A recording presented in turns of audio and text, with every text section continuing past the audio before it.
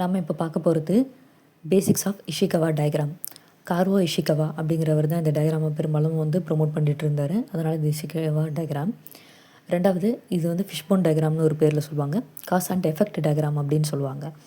ஏன் இது cause and effect diagram அப்படின்னா, நம்ம ஒரு பக்கத்தில் இதனால் என்னென்னலாம் நடக்கும் அப்படிங்கிறத எழுதுவோம், இன்னொரு பக்கத்தில் அது எப்படி அஃபெக்ட் பண்ணும், ஒரு பிரச்சனை எப்படி உருவாக்கும் அப்படிங்கிறத எழுதியிருப்போம்.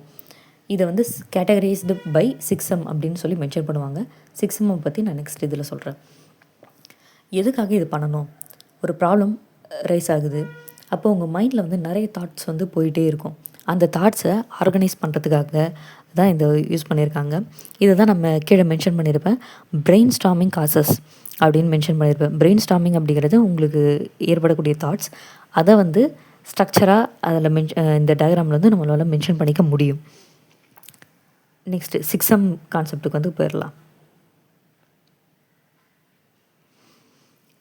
6Mல man, machine, method, material, measurement, milieu. Milieu அப்படிங்கிறது மதர் நேச்சர் இல்லை என்வரன்மெண்ட், இது ரெண்டுத்தையுமே மென்ஷன் பண்ணுறது தான் மில்யூ. எல்லாமே எம்மில் ஸ்டார்ட் ஆகிறதுனால மதர் நேச்சர்னு வச்சா கொஞ்சம் பெருசாக இருக்கும். பட் மில்யூ அப்படிங்கிற வார்த்தை என்வரன்மெண்ட்டை மென்ஷன் பண்ணுறது. மேன் அப்படிங்கிறதுல என்னென்ன ஆக்டிவிட்டீஸ் நம்ம பார்க்கலாம்னா, ஹெல்த் அப்படிங்கிறது ஒரு பேசிக் ஃபேக்டர். ஒரு மனுஷன் ஆரோக்கியமாக இருந்தால் தான் வேலை பார்க்க முடியும்.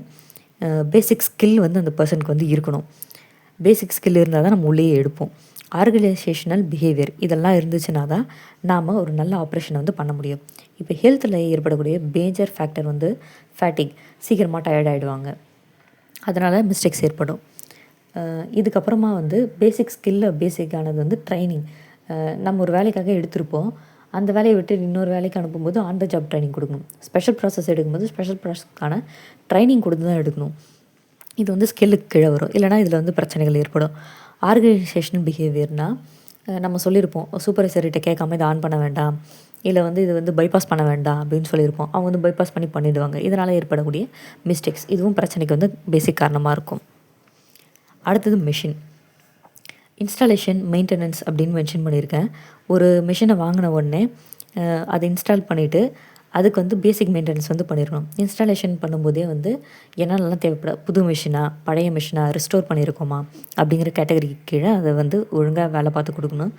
மெயின்டெனன்ஸ் அப்படிங்கிறது என்னென்ன ஆக்டிவிட்டீஸ்லாம் தேவைப்படும் அதுக்கு அப்படிங்கிறத மென்ஷன் பண்ணி கொடுக்கணும். இந்த அட்டானமஸ் மெயின்டெனன்ஸ் செக் ஷீட் போடுறது, preventive maintenance, predictive maintenance, machine capability பார்த்து கொடுக்குறது எல்லாமே இது கீழே வரும். ட்ராக்கிங் ரெக்கார்ட்ஸ் அப்படின்னு மென்ஷன் பண்ணியிருக்கிறது, கேலிப்ரேஷன் ரெக்கார்ட்ஸு, அதுக்கப்புறம் அதில் ஸ்பேர் பார்ட்ஸ்க்கான ரெக்கார்ட்ஸு, ஐஓடி டிவைஸஸ்க்கான ரெக்கார்ட்ஸு, இது எல்லாத்தையும் கொடுக்கணும்.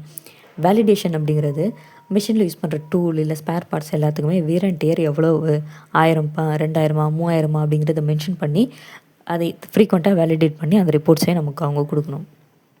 நெக்ஸ்ட்டு நம்ம மெத்தட் பார்க்கலாம். இது ஒரு சிஸ்டமேட்டிக் அப்ரோச் அப்படின்னு மென்ஷன் பண்ணணும். இன்ஸ்ட்ரக்ஷன், கம்யூனிகேஷன் எல்லாமே இந்த மெத்தடுக்கு கீழே தான் வரும். இப்போ சிஸ்டமேட்டிக் அப்ரோச் அப்படிங்கிறது ஒரு ஃபாலோயிங் சீக்வன்ஸ் ஆஃப் ஆப்ரேஷன் நான் மென்ஷன் பண்ணியிருக்கேன். ரிலே ரேஸ் மாதிரி நீங்கள் கொஞ்சம் தூரம் ஓடிட்டு அடுத்தவங்ககிட்ட கொஞ்சம் எடுத்துகிட்டு போய் கொடுக்கணும். ஸோ ஆப்ரேஷன் 1 நீங்கள் பண்ணிவிட்டு ஆப்ரேஷன் 2 இன்னொருத்தர்கிட்ட கொடுக்கணும், ஆப்ரேஷன் 3 எடுத்துன்னு போய் இன்னொருத்தர்கிட்ட கொடுக்கணும்.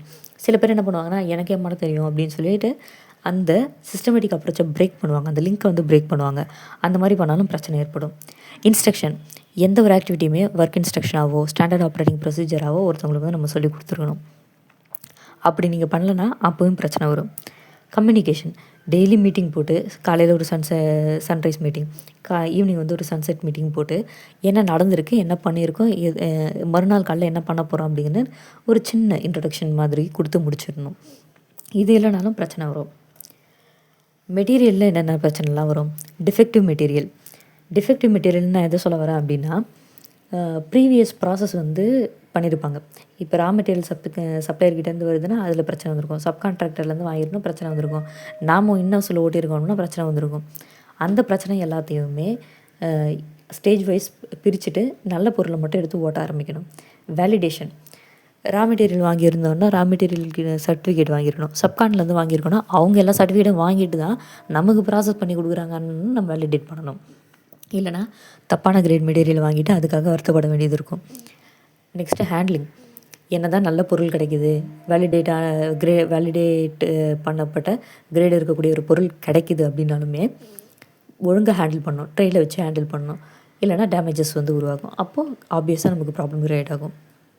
நெக்ஸ்ட்டு மெஷர்மெண்ட்டில் புதுசாக வாங்குகிறோம் அப்படின்னா எரர் வந்து 0வாக இருக்கும். அது வெர்னியரோ மைக்ரோமீட்டர் ஏதோ ஒன்று. அந்த எரர் எவ்வளோ அப்படின்னு கால்குலேட் பண்ணி யூஸ் பண்ணணும். இல்லை அப்படின்னா வருஷம் பண்ணக்கூடிய கேலிப்ரேஷனில் எவ்வளோ எரர் இருக்குது அப்படிங்கிறத பார்த்துட்டு அதுக்கேற்ற மாதிரி நம்ம யூஸ் பண்ணணும். Next advancement. இப்போ நான் வந்து மைக்ரோமீட்டர் யூஸ் பண்ணிகிட்ருக்கேன். அடுத்தது வந்து நான் போகிறது வந்து சிஎம்எம். அதுக்கடுத்து நான் போகிறது வந்து விஷுவல் மெஷர்மெண்ட் அப்படின்னு சொல்லிட்டு அட்வான்ஸ்மெண்ட் வந்து எவ்வளோ வேணால் பண்ணிகிட்டே போகலாம். ப்ரொக்யூர் பண்ணுறதுக்கு நமக்கு வந்து வாய்ப்பு இருக்குதுன்னா அட்வான்ஸ்மெண்ட் வந்து நம்ம பண்ணலாம். நெக்ஸ்ட்டு அனலிசிஸ் வந்து எதுக்கு பண்ணணும் மெஷர்மெண்ட் இருக்கும்போது அப்படின்னா, நான் கரெக்டாக அந்த எக்யூப்மெண்ட்டை யூஸ் பண்ணுறேனா, என் கூட ஒர்க் பண்ணுற எல்லா ஆப்ரேட்டரும் கரெக்டாக அந்த மெஷர்மெண்ட்டை யூஸ் பண்ணுறாங்களா, எல்லாரும் யூஸ் பண்ணும்போதும் அது ஒரே மாதிரியான ரீடிங்கை கொடுக்குதா, எல்லாத்துலேயுமே நம்மளால் ஈக்குவலாக வந்து ஒர்க்கை வந்து அடுத்து ஃபார்வர்ட் ஸ்டேஜுக்கு கொண்டு போக முடியுதா அப்படின்னு பார்க்கணுன்னா அனலைஸ் பண்ணி தான் ஆகணும். Example measurement system analysis. அடுத்தது மதர் நேச்சர் வந்து பார்க்கும்போது ஃபஸ்ட்டு நான் போட்டிருக்க பாயிண்ட் வந்து சேஃப்டினாலே நம்ம சுற்றி இருக்க மனுஷங்க பொருள் எல்லாத்துக்குமான சேஃப்டியும் தான் பார்க்கணும். நான் அதில் எக்ஸாம்பிளுக்காக பிபிஇன்னு போட்டிருக்கேன், பர்சனல் ப்ரொடக்டிவ் எக்யூப்மெண்ட். மற்ற எல்லாத்தையும் சேர்த்து கூட நீங்கள் சேஃப்டின்னு எடுத்துக்கலாம். Next usage. நம்ம எவ்வளோ மெட்டீரியல் வந்து வாங்குகிறோம், ஒரு பேப்பர் வாங்குகிறோம் அப்படின்னு வச்சுங்களேன், எவ்வளோ ஒரு மாதம் எவ்வளோ பேப்பர் வாங்குகிறோம், ஒரு ரெஸ்ட் ப்ரிவென்டிவ் ஆயில் வாங்குகிறோம் அப்படின்னா எவ்வளோ குவான்டிட்டி வந்து ஆயில் வாங்குகிறோம் அப்படிங்கிறது நமக்கு தெரிஞ்சிருக்கணும். தெரிஞ்சால் தான் அதை எஃபெக்டிவாக யூஸ் பண்ணுவோம், இல்லைனா அள்ளி ஊற்றி ஏதாவது பண்ணிடுவோம். Next disposal.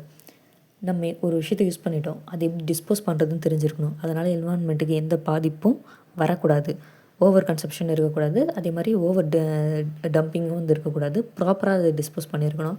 பக்கத்தில் டஸ்ட்பின் வச்சுருக்கணும். இப்போ ஆயில் சோடு காட்டன் வேஸ்ட்டுனா அதை எங்கே போட்டுன்னு தெரியும், பயோ வேஸ்ட்டுனா எங்கே போட்டுறதுன்னு தெரிஞ்சு அப்படி நமக்கு டிஸ்போசல் பண்ண தெரிஞ்சால் மட்டும்தான் கரெக்டாக வந்து ஆக்டிவிட்டியை ஃபாலோ பண்ண முடியும். Thank you.